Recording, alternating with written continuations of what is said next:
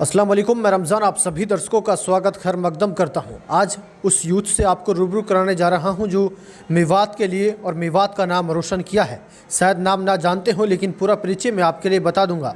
दर्शकों बता दें, आज मेरे साथ हैं ग्लोबल एज पब्लिक स्कूल के डायरेक्टर भी हैं यूसुफ खान जी, जो इस वक्त आप तस्वीर में देख रहे हैं। साथ ही आपके लिए भी बता दें, सऊदी अरब में असिस्टेंट प्रोफेसर रहे हैं 2020 तक।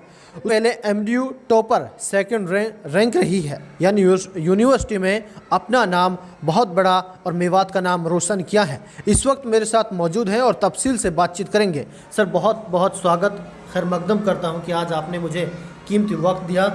बताइए सर थोड़ा परिचय, क्योंकि जितना मुझसे हो सका उतना मैंने बताया। जी शुक्रिया बहुत बहुत, और सभी सुनने वालों के लिए अस्सलाम वालेकुम एंड गुड मॉर्निंग। मेरा नाम यूसुफ खान है। मेरी प्रारंभिक शिक्षा गांव रहपुआ से हुई। उसके बाद कक्षा 6 से और कक्षा 12 तक मेरी जो तालीम है वो पिनंगवा से हुई और मैं हमेशा अपनी क्लास में टॉप रहा। उसके बाद मेरी ग्रेजुएशन डीएसडी कॉलेज गुड़गांव से हुई, वहाँ भी मैंने टॉप किया।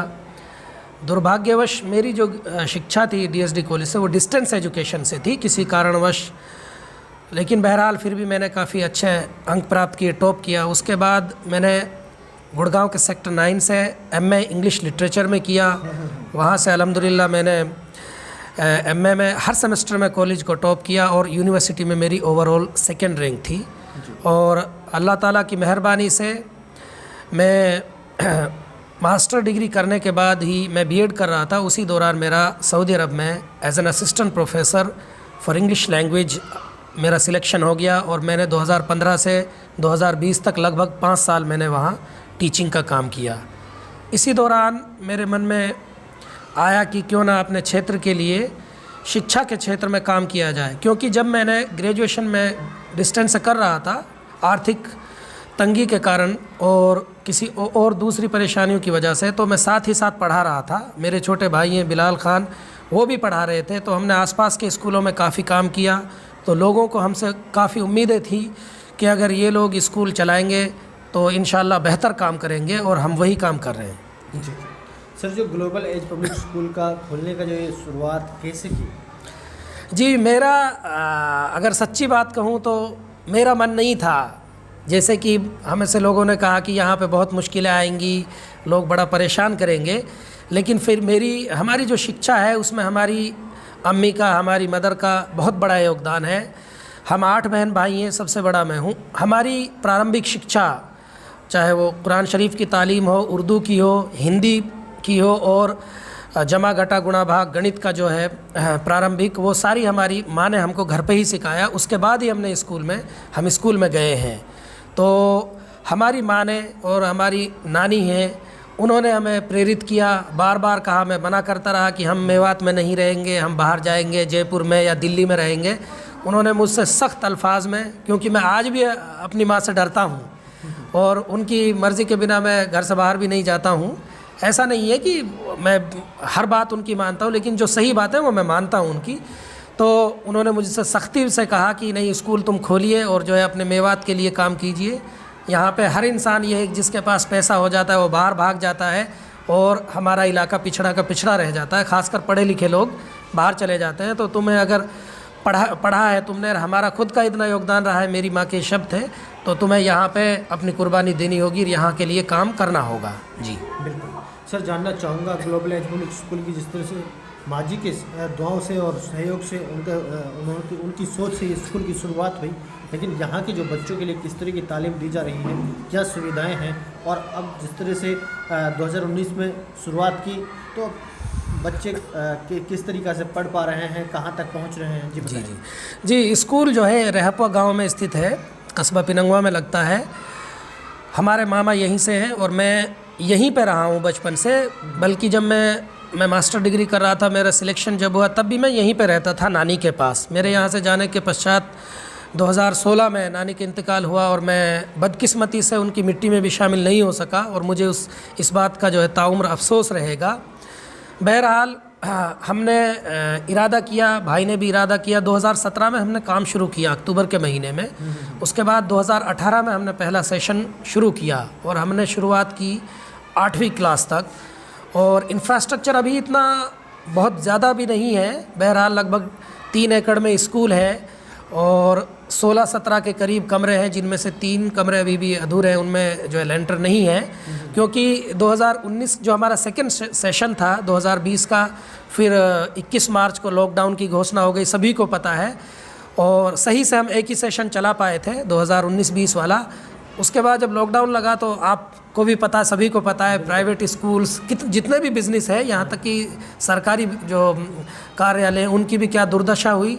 हम अभी भी उससे जूझ रहे हैं, लेकिन हमें उम्मीद है कि अल्लाह ताला हमारी मदद करेगा और इंशाअल्लाह हम जो है अच्छे से काम करेंगे। और अभी स्कूल में दूसरे साल में हमारे पास बच्चों की जो संख्या थी वो लगभग 950 थी।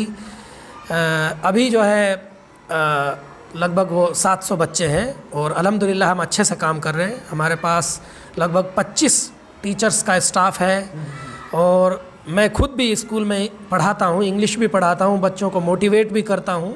मेरे जो छोटे भाई हैं वो मैनेजर हैं स्कूल के, वो भी पढ़ाते हैं। ऐसा नहीं है कि मैं स्कूल का डायरेक्टर हूँ तो मैं पढ़ाता नहीं हूँ, मैं पढ़ाता और मुझे पढ़ाने में ही आनंद आता है। मुझे कोई भी बच्चा डायरेक्टर के नाम से नहीं जानता और मैं नहीं चाहता कि लोग मुझसे डायरेक्टर कहें। मैं बस ये चाहता हूँ कि मैं टीचर रहूँ और जीवन पर्यंत मरते दम तक जो है मैं from cradle to the grave I want to be a teacher only. Sir, जिस तरह से बच्चों के लिए अगर बात करें खेलकूद के लिए और सुविधाएं जो हैं किस तरह की बन रही हैं स्कूल में? जी, स्कूल के पीछे तकरीबन आधा एकड़ हमने छोड़ा हुआ है और स्कूल के सामने जो ग्राउंड है तकरीबन 1.5 एकड़ का, वो भी बच्चों के खेलने के लिए ही है। और हम इंशाल्लाह, अभी स्कूल में 4 दीवारी नहीं है, हम जल्दी इसका इंतज़ाम करेंगे और बच्चों के लिए खेलकूद हम कराते हैं, खो खो वगैरह, कबड्डी वगैरह और दौड़ वगैरह, लेकिन अच्छे से हम जो modern state of the art जो फैसिलिटीज़ हैं, मॉडर्न फैसिलिटीज़ हैं जो, उसके लिए भी हम इंशाल्लाह जद्दोजहद कर रहे हैं। आने वाले समय में ग्लोबल एज पब्लिक स्कूल कैसा होगा? इसके बारे में तो मैं दावा नहीं कर सकता, ये तो अल्लाह ताला ही जानता है बेहतर कि स्कूल कैसा होगा। बस मैं ये चाहता हूँ, हमारी उम्मीद है कि स्कूल जो है मेवात ही नहीं बल्कि आसपास के इलाकों में वन ऑफ द बेस्ट होना चाहिए। I don't say that it must be the best, we will try for the best, but it must be among one of the best schools in Mewat and in the surrounding areas as well. Sir, एक life से जुड़ा हुआ सवाल और पूछूंगा, दर्शक भी शायद पूछना चाहेंगे जी कि सऊदी अरब में जैसे असिस्टेंट प्रोफेसर रहे हैं जी, वहाँ से छोड़कर आए हैं, क्या है सर? हाँ, मैंने 2019-20 में ही मन बना लिया था, क्योंकि स्कूल भाई अच्छे तरीके से अकेले होने की वजह से संभाल नहीं पा रहे थे। उनसे छोटे जो बहन भाई वो सभी अपनी पढ़ाई कर रहे हैं, तो मुझे लगा कि अगर शुरुआत में ही स्कूल में जो अच्छे से काम नहीं हो पाया तो स्कूल जो है पिछड़ जाएगा। इसी वजह से मैंने हालात को देखते हुए वहाँ अपनी जॉब से रिज़ाइन किया और पूरी तरीके से मैंने स्कूल में योगदान दिया। लेकिन उसी साल मेरे आने के कुछ दिनों बाद ही जो है लॉकडाउन लग गया। तो बाकी आगे जो है उम्मीद है कि इंशाल्लाह स्कूल में अच्छा काम होगा। जी बिल्कुल। सर, आखिर में क्या संदेश देंगे जो इस वक्त देख रहे हैं?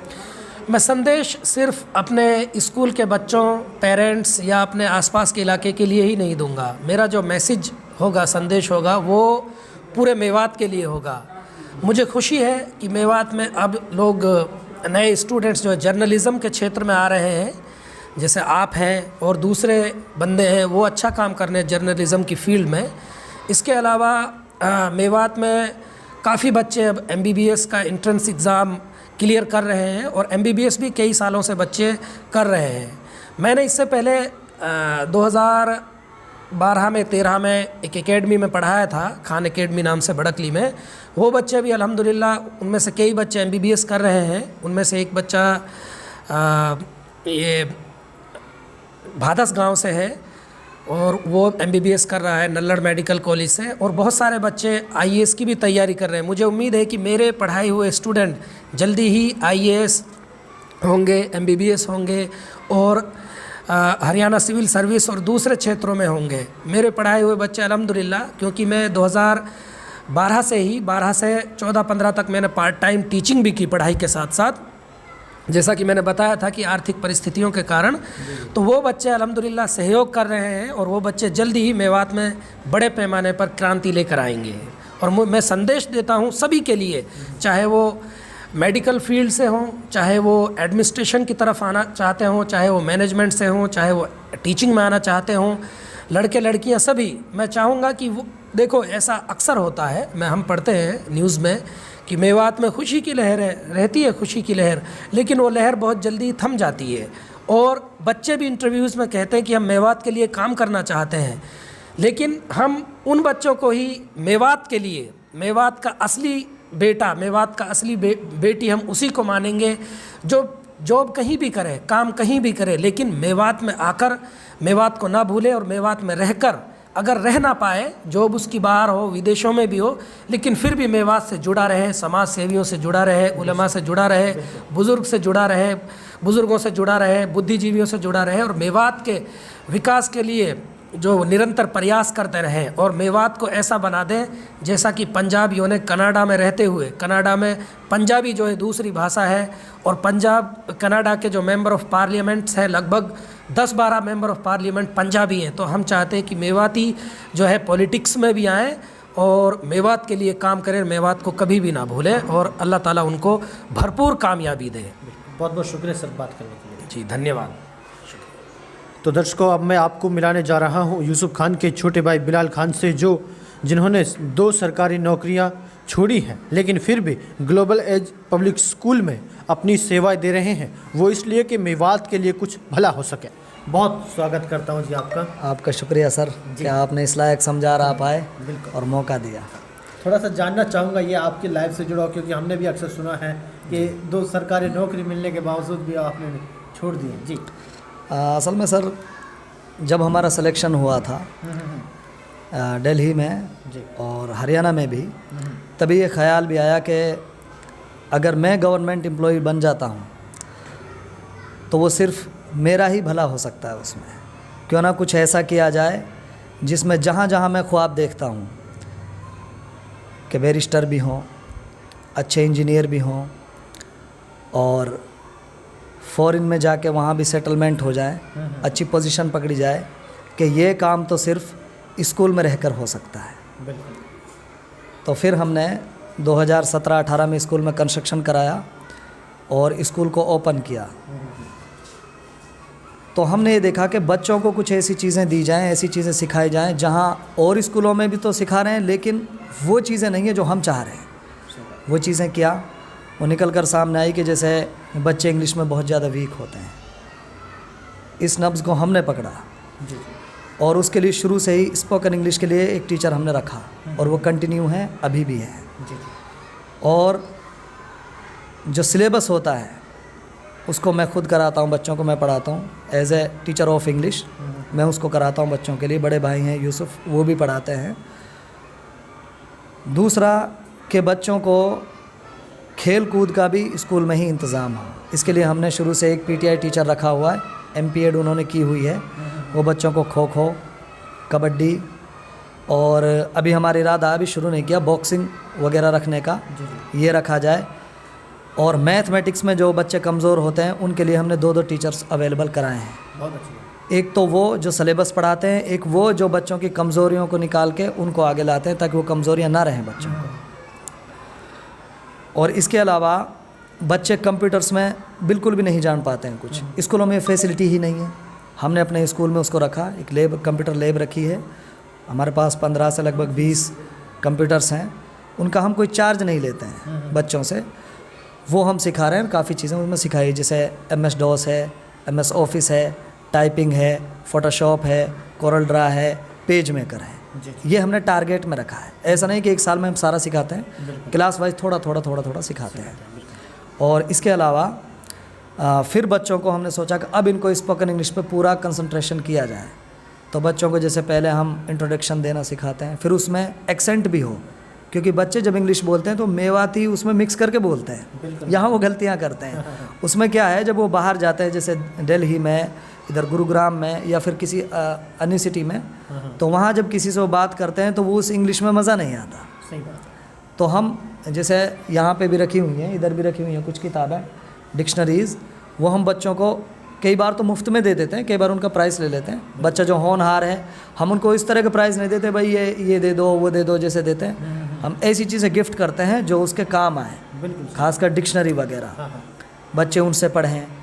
कोई भी वर्ड होता है बच्चे कहते हैं सर ये तो फ़लाँ स्कूल का टीचर तो इसका एक्सेंट, इसका उच्चारण इस तरह से बताता है और आप ऐसा बताते हो, तो हम उनसे कहते हैं ऐसा मत करो, डिक्शनरी खोल के देखो कि उसका एक्सेंट क्या है। सही बात है। तो उसमें बच्चे देखते हैं। जैसे हम नॉर्मल स्कूल में बच्चे सीखते हैं एप्पल ही बोलते हैं, हम एप्पल नहीं बोलने देते उनको। क्यों? क्योंकि डिक्शनरी में ये नहीं है।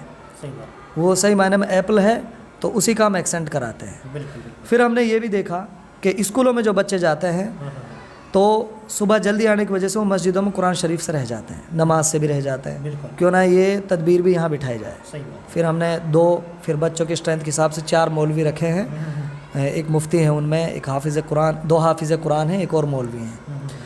तो बच्चों को जो 30वां पारा होता है अम्मा का, उसमें जो छोटी छोटी सूरतें हैं उनको हिफ्ज़ कराते हैं ताकि बच्चों की हिफ्ज़ हो जाए, नमाज में दिक्कत ना आए।